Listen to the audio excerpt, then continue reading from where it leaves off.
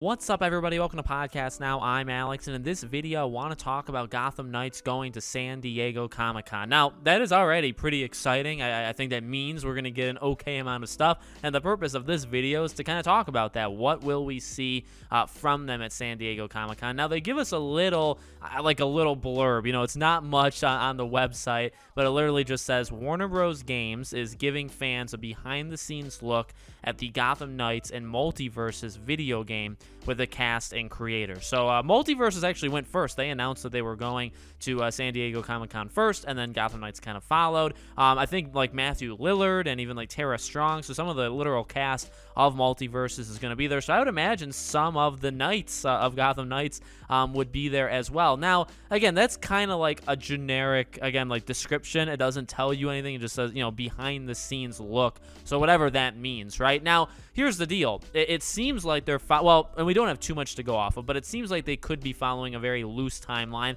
of every like 3 or so weeks they do a new character trailer. So we had Summer Game Fest, which was around, I think, 3 weeks ago on Thursday, and they showed Nightwing. Now, obviously, we got Robin. Now, San Diego Comic-Con, I think, is July 21st through the 24th. So that about lines up. That's in 3 weeks from now. So if it goes in order, I think it would make sense to, at the very least, okay, and this is obviously just the beginning of what I want to talk about, but at the very least, we'd either get, you know, Batgirl or Red Hood to be shown. I think it would make sense to do Batgirl. I think it would have made sense to do Batgirl and Robin first as the first two, because we haven't seen them since 2020, and then do Nightwing and Red Hood because we just saw them for that 12-minute gameplay showcase. So I think Batgirl should go next, although what do I know, right? So I think that'll definitely be there, one of the two, and which means, you know, like a minute trailer, slightly less, slightly more, where we see, like the move set. Now, I really think this is a good chance to do something, obviously, more, and I guess a part of me is like, well, why would you go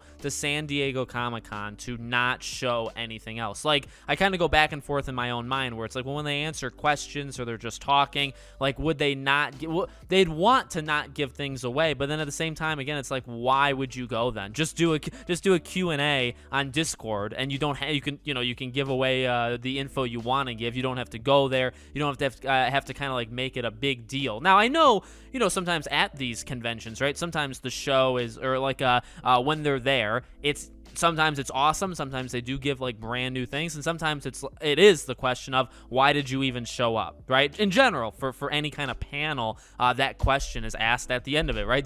Did we really need to come? Did you really need to be here? And so for Gotham Knights, hopefully they're there for like a bigger reason than a 45-second trailer, and to answer the exact same questions we've heard before. It's something I've been talking about, right? I like that they're doing interviews, and I like that June did have kind of like this press tour that Jeff Eleanor and Fleur Marty went on, right? But a lot of the questions have come from people that I feel like are almost brain dead. Like, they're asking the same questions over and over. They ask questions that fans knew 2 years ago. So it's like the journalists obviously don't know what they're talking about. So I like them doing it, but we haven't really gotten anything new. And again, that's what I don't want from San Diego Comic-Con. If they're going in knowing, well, we can only answer like the same 5 questions we've already answered 100 times, it's pointless. So I would like to see villains. And I think there's a couple ways of doing this.